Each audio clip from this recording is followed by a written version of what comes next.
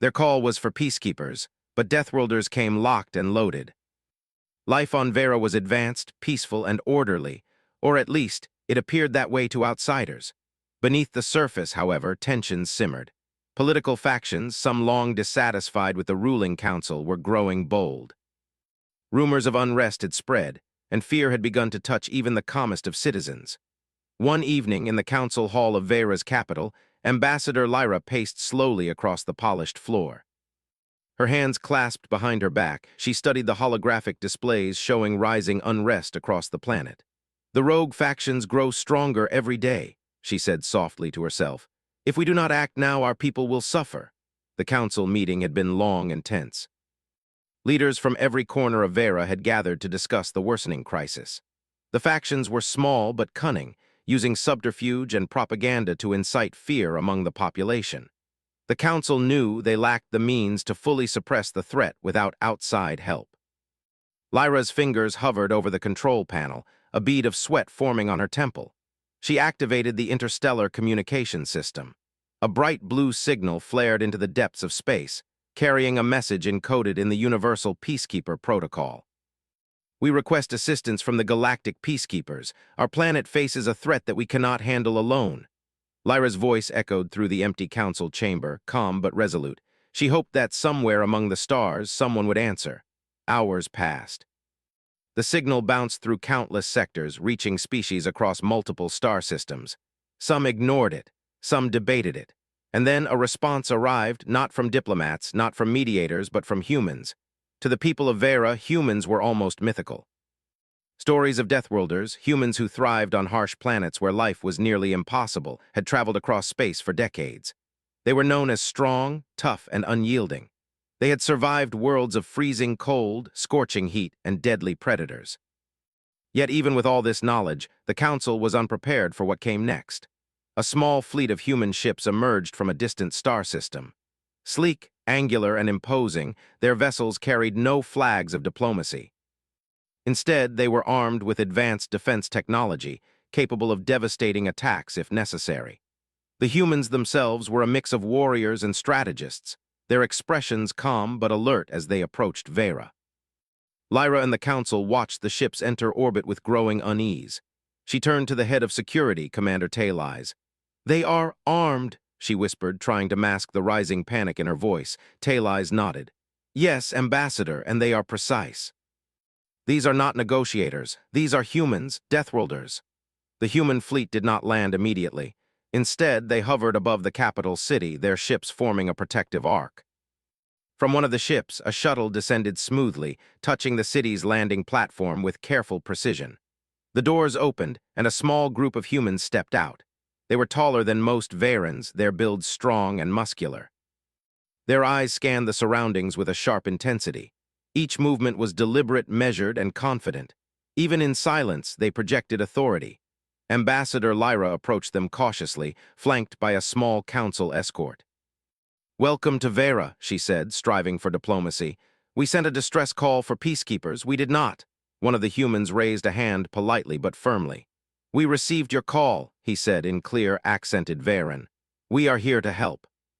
Tell us what is happening and we will assess the situation." His voice was calm, almost gentle, but carried an unspoken strength. Lyra felt a shiver run down her spine. There was no arrogance in the human's words, only confidence. She realized that while the humans were armed and ready for battle, they did not act rashly. They were disciplined. They would fight only if necessary. Over the next several hours, the humans listened as the Council explained the situation.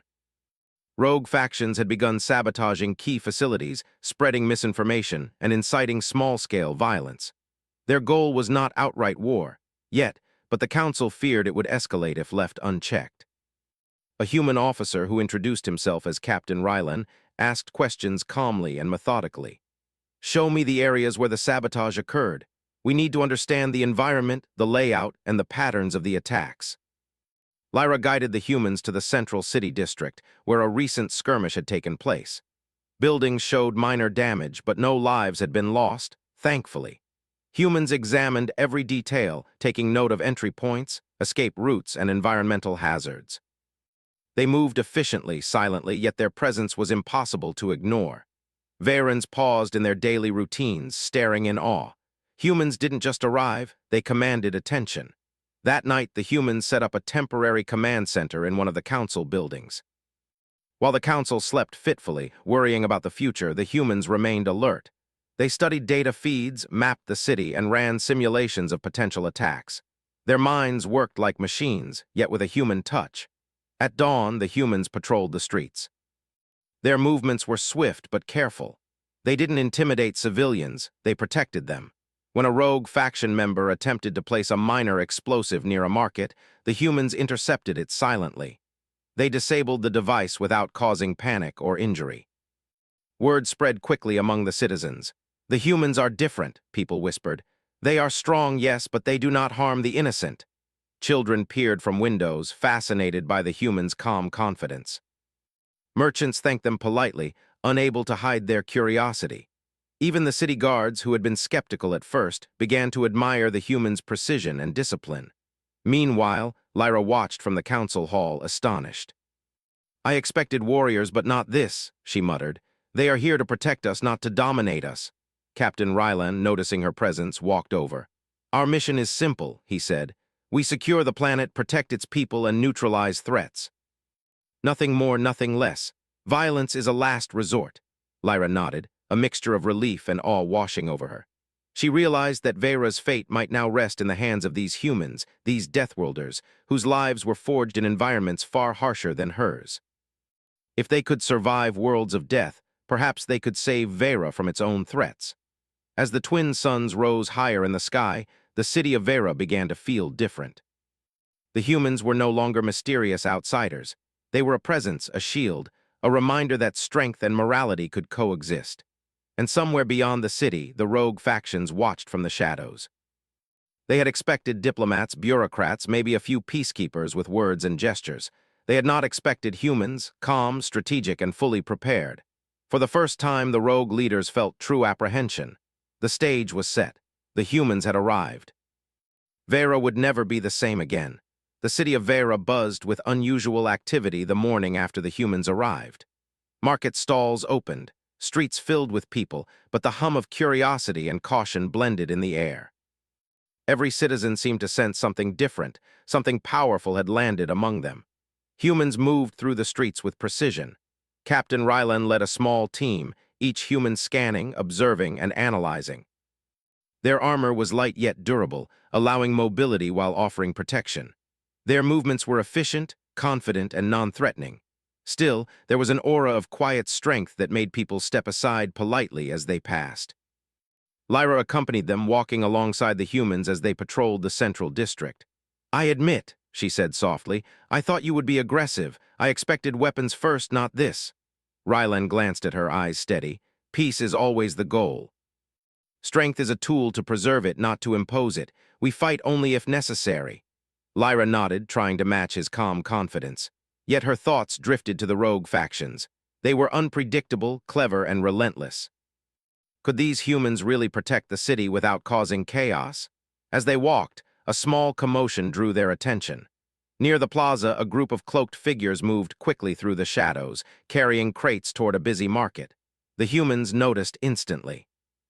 Rylan raised a hand, signaling the team to halt. "See those crates?" he asked. "They are likely rigged. We need to intercept without causing panic." The humans approached quietly. Their strategy was precise. Two members created a discreet perimeter, while Rylan and another human moved forward to disable the devices. Within moments, the crates were examined and neutralized. The rogue faction had planned an explosive to disrupt the market, but the humans' speed and skill ensured no one was hurt. Veran citizens watched from behind stalls and buildings, whispering to each other. "They stopped it, without hurting anyone," one child said, eyes wide. "How did they do that?" Lyra exhaled, her heart pounding. "They are not just strong," she muttered. "They are careful, thoughtful, wise." After the incident, Rylan gathered the humans and council members in the plaza for a brief discussion. "Our priority," he said firmly, "is the protection of the citizens. All threats must be neutralized without unnecessary force. We will train your guards to recognize dangers and respond efficiently." Council guards exchanged glances, their skepticism slowly turning into respect. They had been trained for years in strategy and combat, yet the humans' methods were different. They combined observation, analysis, and physical ability in ways the Varans had never experienced. The rogue factions, meanwhile, observed from the rooftops and alleys. They had underestimated the humans. The legend of Deathworlders spoke of survival on deadly planets, but these humans were something more, precise, disciplined, and ethical. One faction leader muttered, "They are not just warriors they think, they anticipate. They are dangerous in ways we cannot understand." Rylan and his team continued their patrols, visiting districts that had been targeted previously. They analyzed patterns of sabotage, noting repeated behaviors, times, and locations. Every move was calculated. The humans mapped the city in ways that allowed them to predict where trouble might arise next. Lyra followed closely, amazed. "Your understanding of patterns, it is beyond anything our sensors provide," she said. Rylan nodded. "Experience, humans adapt to survive." On Deathworlds, the environment itself is a teacher. You learn to see threats before they become danger. That afternoon, a minor skirmish occurred near the northern district. A rogue group attempted to ambush a supply convoy, hoping to take advantage of the city's busy streets. Varan guards were nervous, unsure of how to respond. Humans arrived in moments, coordinating with the guards. With clear instructions, they positioned the guards in strategic locations. Humans moved swiftly between cover points, using both observation and minimal force to control the situation. The rogues, expecting chaos, were met instead with calm, precise responses. Within minutes, the attack was over. No civilians were harmed. The rogue members were captured unharmed, restrained for questioning. Lyra couldn't hide her astonishment. "They anticipated everything," she whispered. "Every move, every escape route." Rylan glanced at her. "The goal is not to win a fight, but to protect lives. Violence is only a tool, not the purpose." Word of the humans' actions spread quickly. Citizens began to follow their patrols from a safe distance, curious and reassured. Traders left small gifts and offerings as thanks, while children waved as the humans passed. Even city guards, once skeptical, began asking questions, eager to learn from these visitors who combined strength with strategy. Rylan used the calm evening to instruct Varan guards in basic techniques: situational awareness, pattern recognition, and tactical positioning. The humans did not boast or dominate. They taught, guided, and encouraged. Lyra observed the interactions closely, impressed by the way humans empowered others instead of relying solely on their own abilities. Meanwhile, the rogue factions convened in secret. "We underestimated them," one leader admitted, anger flashing in his eyes. "We thought they were just humans, dangerous, yes, but predictable. They are neither. Every attempt to challenge them fails before it begins." Another rogue leader nodded. "We cannot attack directly. We must think differently or retreat." The humans, however, were always a step ahead. Using intelligence gathered from patrols and reports, they began to predict the next likely moves of the rogue factions. Every area of potential sabotage was reinforced. Civilian populations were informed discreetly about safety measures, and communication networks were monitored for unusual activity. One evening, as Lyra walked beside Captain Rylan, she asked, "Why do you stay calm, even in the face of threats? Your people could respond with overwhelming force, yet you choose caution." Rylan's eyes softened. "Strength without control is chaos. On the worlds we come from, survival is not about destroying others. It is about preserving yourself and those around you. That is the lesson we carry. Violence is easy. Control, understanding, and protection, that is harder but more important." Lyra considered his words. The humans were not just survivors. They were teachers, guardians, and leaders all at once. Vera had called for peacekeepers, but it seemed that the humans brought something far greater, a model of resilience, intelligence, and courage that the Varans had never seen. Late that night, the city slept with an unusual peace. Patrols continued silently, yet the streets felt safer. Citizens whispered stories of humans who moved like shadows, protected without harm, and commanded attention without fear. Lyra looked out over the city from the council tower, a faint smile on her lips. For the first time, she felt hope that the chaos threatening her world might truly be stopped. Unbeknownst to the city, the rogue factions were not idle. They plotted, observing, analyzing, and learning. But the humans had already anticipated much of their strategy. Every attempt to destabilize the city was met with calm resistance. Every trap was detected before it could cause harm. By the end of Part 2, it was clear to all. Vera's citizens were not merely protected by humans. They were being taught to survive, to recognize danger, and to act wisely. The humans' presence was more than physical. It was a lesson in courage, discipline, and resilience. As the twin suns set, casting long shadows over the city, Lyra thought of the future. Perhaps, she murmured, these humans are not just warriors. Perhaps they are the guardians our world truly needed. And somewhere in the dark alleys of Vera, the rogue factions whispered in unease. For the first time, they feared not brute strength, but a power far greater. The human mind, disciplined, strategic, and unyielding. The morning sun of Vera painted the city in soft gold and silver, reflecting off towers and streets.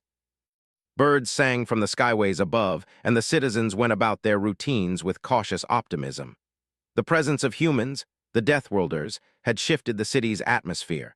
People moved with a subtle sense of security, no longer tense at every shadow. Captain Rylan and his team had decided to expand their mission. Protecting the city was vital, but teaching the Verans to anticipate and respond to threats was equally important. Humans, hardened by the extreme conditions of their home worlds, had learned that survival was not merely physical strength. It was intelligence, adaptability, and courage. They would share these lessons with Vera. The humans gathered the council guards in the central plaza. The guards were nervous but eager, aware that their planet's future rested on their ability to learn quickly. Rylan stepped forward, his calm voice carrying over the plaza. "Today," he said, "we begin lessons in survival. You have technology, resources, and numbers. But danger comes in many forms, some obvious, some hidden.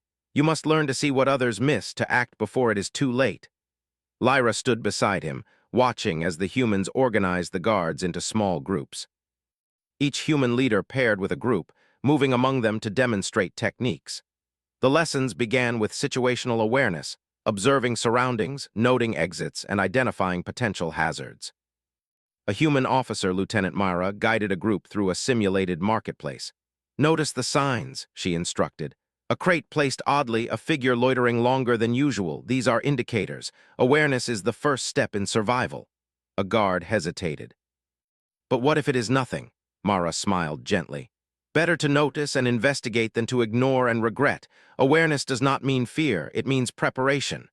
The guards practiced, observing their surroundings, noting subtle details that they had previously overlooked. Humans moved among them, offering corrections and guidance, teaching them to see patterns rather than isolated events. Meanwhile, Captain Rylan led another group in strategic positioning. "Every area has strengths and weaknesses," he explained. "Know them. Position yourself where you can respond quickly but safely. Protect civilians first, yourselves second, and always think ahead." They walked through narrow alleys, crowded plazas, and open streets. Rylan demonstrated how to use cover effectively, how to move silently, and how to anticipate the actions of others. The Veran guards were amazed at the humans' ability to combine speed, precision, and foresight without panic. Back in the council building, Lyra observed Mara instructing the guards on environmental hazards. Humans had faced worlds where the air could be toxic, the ground unstable, or predators deadly. They understood that danger was not always in the obvious enemy, but in the environment itself. Mara pointed to a nearby park. "Even a peaceful area can hide danger. Uneven surfaces, unstable structures, or even wildlife can cause harm. Learn to read the environment as you would a map." The guards practiced, walking through designated areas, learning to anticipate hazards before they occurred. Every exercise emphasized calm observation and intelligent response. No panic, no reckless action. As the day progressed, small incidents tested the lessons. A rogue faction attempted a minor sabotage near a supply depot. The humans noticed subtle signs, an unusual delivery pattern, discarded tools, and responded immediately. Guards, applying the lessons they had learned, positioned themselves strategically. The rogue operatives were captured before any damage could occur. The citizens, watching from a safe distance, began to feel a sense of awe. Humans did not rush in recklessly. They anticipated, guided, and taught others to act with wisdom. They were protectors, yes, but also mentors. By evening, the humans gathered the council for a briefing.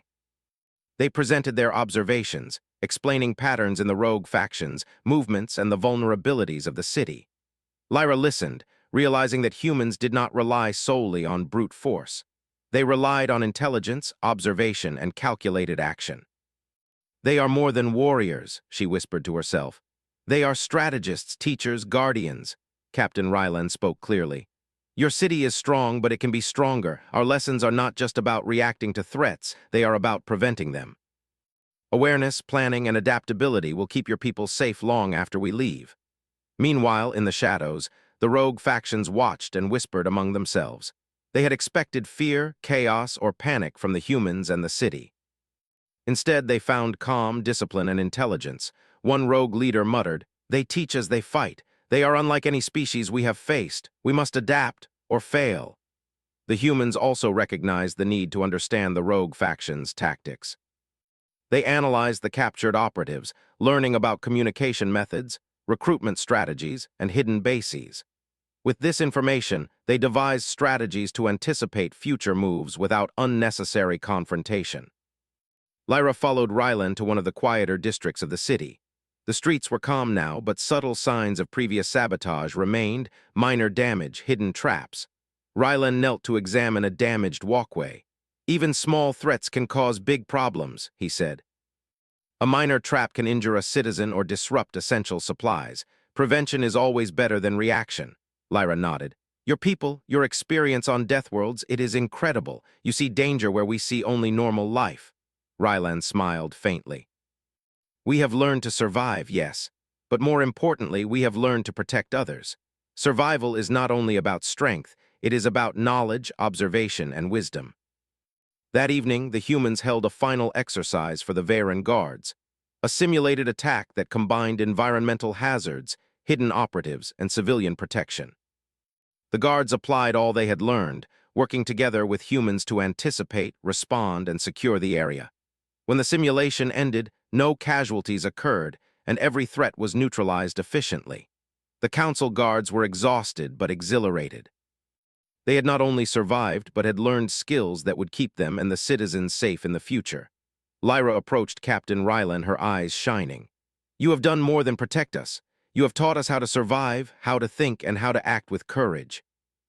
Ryland shook his head modestly. "We did not do it alone. Your people are strong, willing to learn, and dedicated to their own safety. We only guide and share what we have learned. The strength is yours." As night fell over the city, citizens murmured tales of humans moving silently through streets, protecting without causing fear, teaching without arrogance. Children dreamed of being brave like the humans. Guards spoke of lessons learned and strategies remembered. Lyra wrote in her journal, noting every detail, realizing that these humans, these Deathworlders, were changing Vera not only by defending it but by empowering its people. In the shadows, the rogue factions conferred in secrecy. Their frustration grew with every failed attempt to disrupt the city. "We underestimated them," one leader admitted. "They do not just react, they anticipate. They teach. They turn our own plans against us without fighting." Another added, "If we continue like this, we will fail. We need a new strategy, something we have never tried before." But the humans had already anticipated further threats. They monitored the city, predicted likely moves, and quietly reinforced vulnerable areas. Every lesson taught to the Varens increased the city's resilience. Every preventive measure reduced the chance of damage or harm. By the end of Part 3, it was clear that the humans' influence had reshaped Vera. The city was stronger, safer, and more confident. Citizens no longer whispered in fear. They observed, learned, and respected. Guards were ready, equipped not only with weapons but with knowledge and strategy. And the rogue factions, for the first time, realized that Vera was no longer a simple target. As the twin moons of Vera rose into the night sky, casting a gentle glow over the city, Lyra walked through the streets with a sense of calm hope. She watched the humans moving silently among the citizens, teaching, observing, protecting. "They are more than warriors," she said softly to herself. "They are the guardians this world truly needed." And somewhere in the darkness, the rogue factions whispered with unease. For the first time, they feared not just strength, but intelligence, wisdom, and discipline, a combination they had never faced before. The power of humans, forged in survival and now guiding others to survive as well. The morning sun rose over Vera, casting long shadows across the city streets and towers. Citizens moved about their routines, unaware of the storm brewing just beyond the horizon. Despite the calm, tension lingered in the air. The rogue factions, frustrated by repeated failures, had regrouped and were preparing for a large-scale strike. Their goal was no longer minor sabotage. They intended to seize control of the city. Captain Rylan and his team had already anticipated this escalation. From their temporary command center in the council building, humans monitored communications, patrolled vulnerable areas, and coordinated with Varen guards. Every move, every signal, every shadow was analyzed. They had trained the guards well, and now it was time to apply those lessons in real battle conditions. "Today," Rylan said to the assembled team of humans and Varen guards, "we face the rogue factions, but remember our priority is not destruction, it is protection. Keep civilians safe, minimize harm, and act with precision. Anticipate, adapt, and act decisively." Lyra watched, her heart pounding. The humans had transformed her guards from nervous trainees into confident, disciplined defenders. She felt a flicker of hope that Vera might survive this attack intact. By mid-morning, the first signs of the assault appeared. Rogue factions moved in small squads, attempting to infiltrate supply depots, communication towers, and critical infrastructure. They relied on stealth and speed, hoping to overwhelm the city's defenses before humans could intervene. Rylan observed through the command center's monitors. "Squad Alpha is approaching the northern supply depot," he said calmly. "Guards, position yourselves. Humans, follow my lead. Neutralize the threat efficiently." The humans and Varen guards moved in perfect synchronization. Humans directed the guards to cover entrances, monitor exits, and secure civilians. Their coordination was flawless, a combination of prior training and instinct honed on Deathworlds. As the rogue squad entered the depot, humans and guards intercepted them quietly. Using minimal force, they disarmed the rogues, secured the area, and prevented any disruption to supplies. Not a single civilian was harmed, and the rogues were restrained for questioning. Elsewhere, another group of rogues attempted to breach a residential district. They planned to create panic, expecting humans to overreact. Instead, humans moved calmly through the streets, guiding citizens to safe zones and using strategic positioning to block the intruders. Within minutes, the threat was neutralized without chaos or injury. The rogue factions, watching from a distance, began to realize the humans were not ordinary defenders. Their every move was calculated, precise, and ethical. One rogue leader muttered, "We expected fear, panic, destruction, but they protect and teach. How is this possible?" Meanwhile, Captain Rylan led a human team to a communications tower under siege. The rogues had planted devices designed to cut off city communications, hoping to isolate sectors and cause confusion. Rylan's team moved swiftly, dismantling the devices while instructing Varen guards on proper techniques. Lieutenant Mara worked with a group of guards to secure civilians in nearby buildings. "Stay calm, stay aware," she instructed. "Notice every exit, every route. Protect yourselves first, then assist others."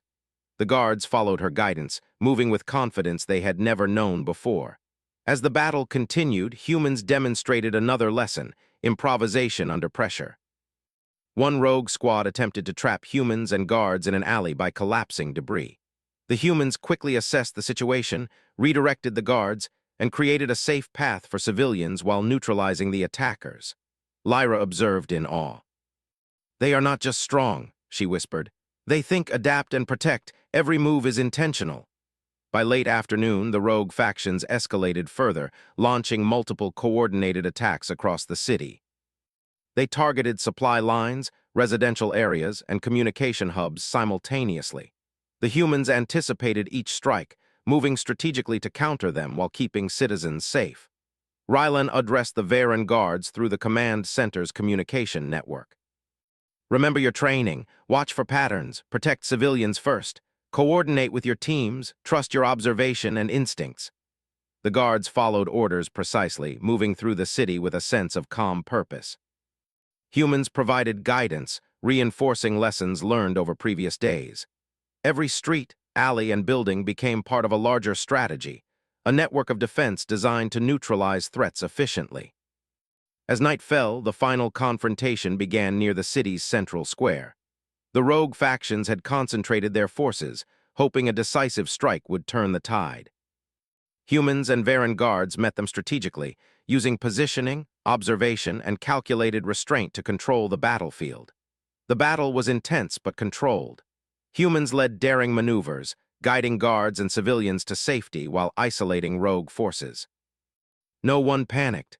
No one acted recklessly. Every move was precise, every decision deliberate.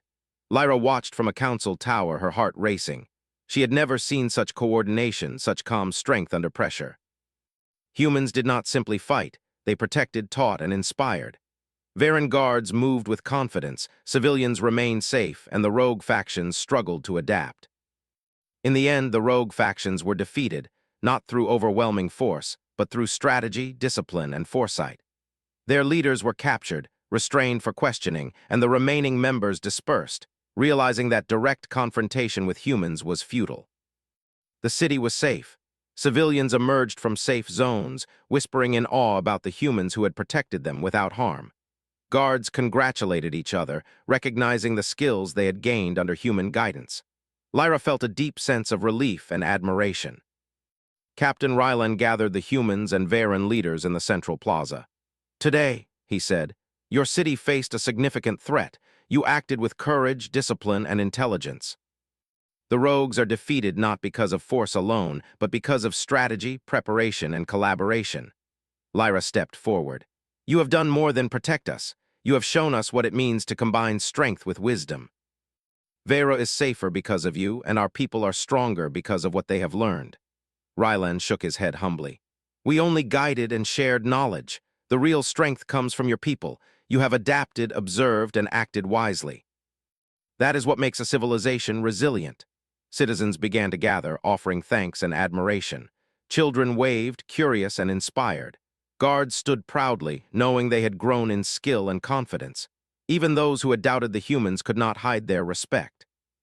As the twin moons rose over Vera, casting silver light across the city, Lyra walked through the streets, observing the calm and order. The humans moved silently among the citizens, ensuring safety, guiding guards, and maintaining vigilance. In the shadows, the rogue factions whispered in frustration and fear. They had underestimated humans, believing them to be simple warriors. They had failed to anticipate intelligence, strategy, and the ability to teach others to survive.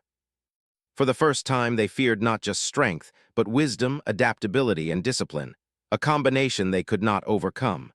By the end of Part 4, Vera had been transformed. The city was no longer a potential target for chaos. It was a fortress of discipline, intelligence, and courage. Humans had not only defended the city, they had empowered it, teaching its people the principles of survival, strategy, and ethical strength. Lyra looked toward the horizon, feeling hope she had never known before. "Perhaps," she murmured softly, "these humans are more than warriors. They are the guardians our world truly needed. They do not just fight, they inspire, teach, and protect. They are extraordinary." And somewhere beyond the city limits, the remaining rogue factions reconsidered their plans.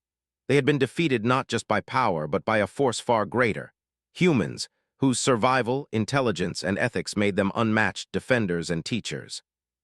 Vera had survived, stronger than ever, and the humans, the Deathworlders, had once again proven why they were feared, respected, and revered across the galaxy. The morning after the battle dawned clear and calm over Vera. Twin suns cast golden light across the city, reflecting off silver towers and the restored streets. Citizens emerged from their homes and safe zones, blinking against the brightness and stretching in relief. The chaos of the previous days seemed like a distant memory, replaced with a cautious but genuine sense of peace. Captain Rylan stood at the council building's balcony, observing the city. Humans had completed their defensive operations, but their work was not yet done. Protecting the city was one thing, ensuring lasting security and resilience was another. Today, the focus shifted from immediate threats to long-term stability. Lyra joined him, her expression a mix of admiration and gratitude. "Vera feels different today," she said softly.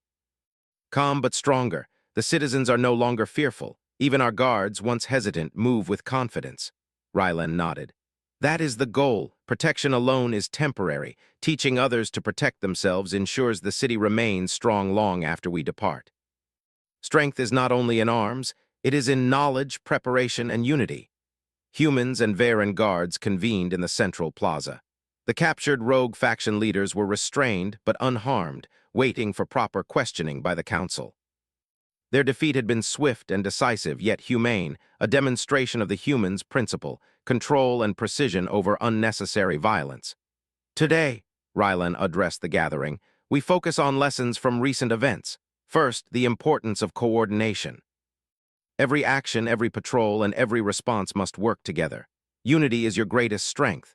Second, observation. Always notice the details, behavior, patterns, and environmental clues. Third, adaptability. Threats evolve, and so must your strategies. Finally, protection. The safety of your citizens is always your priority.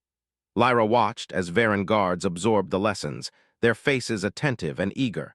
Even the civilians who had gathered at a safe distance seemed inspired. Children whispered to one another, imagining themselves as brave defenders, while parents nodded, recognizing the skills their city had acquired. Lieutenant Mara gathered a group of guards for practical drills. Using a combination of obstacles, scenarios, and simulated threats, the humans demonstrated ways to anticipate danger and respond efficiently. Guards moved through alleys, open squares, and narrow streets, applying every lesson they had learned over the past days. Meanwhile, Captain Rylan and his team supervised the reintegration of infrastructure. Supply lines were restored, communication hubs repaired, and critical areas fortified. Humans worked alongside Varens, showing them efficient methods to detect hidden threats, reinforce structures, and secure essential systems. As the day progressed, the city began to feel alive again, not just in daily activity, but in confidence. Citizens walked openly, children played in the squares, and traders reopened their markets. The humans' presence had brought more than protection, it had instilled resilience and hope. In a quieter corner of the city, Lyra accompanied Rylan to one of the training zones. "You've changed more than our defenses," she said. "You've changed our mindset. Our people now think ahead, observe, and act with awareness. Even our youngest guards are already showing remarkable understanding." Rylan smiled faintly. "That is the power of human experience. We have survived worlds that would destroy most species. We have learned to adapt, anticipate, and protect.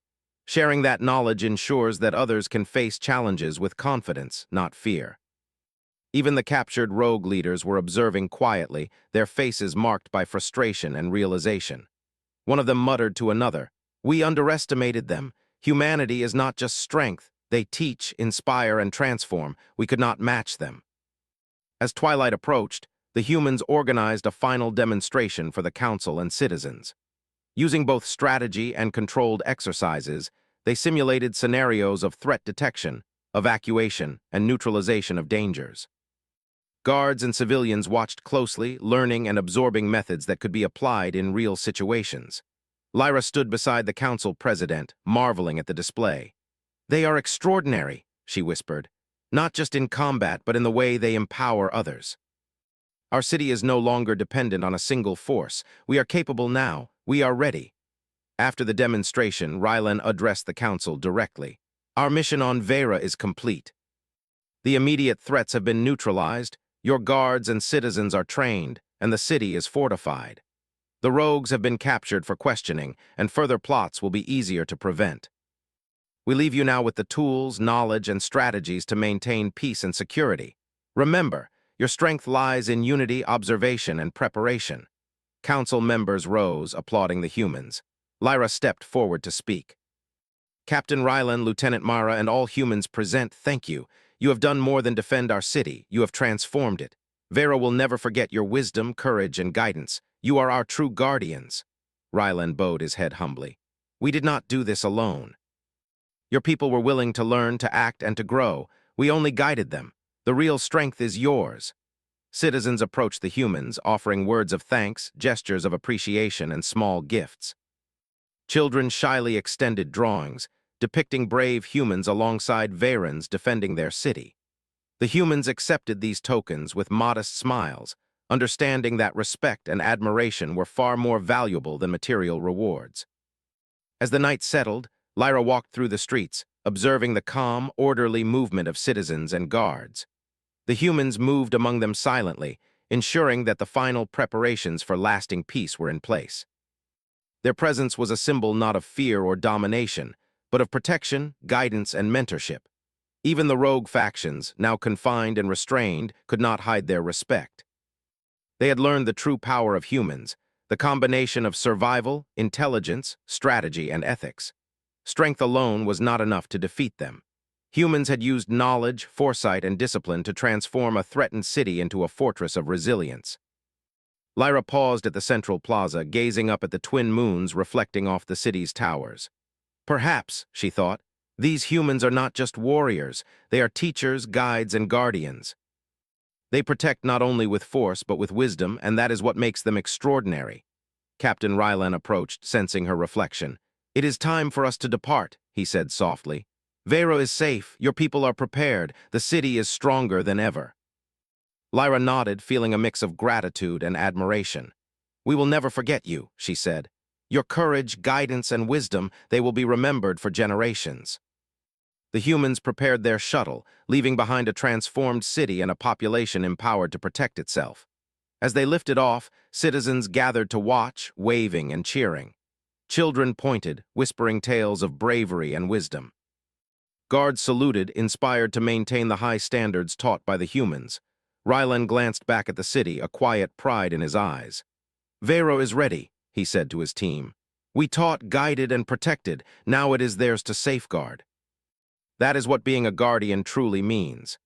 As the humans departed into the depths of space, the council convened one last time with Lyra speaking on behalf of the citizens. "Today, we witnessed not only strength but wisdom. We learned courage, discipline, and strategic thinking. Our city has changed forever, thanks to those who arrived when we called for help. Vera is stronger, safer, and wiser because of humans. And somewhere beyond the stars, Captain Rylan and his team set a course for new worlds, ready to respond wherever threats emerged." Their reputation as Deathworlders was not only one of survival and strength, but of guardianship, intelligence, and guidance. They left Vera not as conquerors, but as protectors who had earned respect through action, wisdom, and ethical strength. For Vera, peace was not just restored.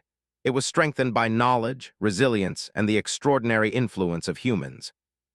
And for the humans, it was another reminder of why they were revered across the galaxy. Their ability to survive, adapt, and empower others in even the most dangerous and unpredictable circumstances. The city sparkled under the twin moons, a living testament to courage, intelligence, and unity. And as the stars stretched endlessly above, one truth was clear. Wherever humans walked among the stars, hope, wisdom, and strength followed.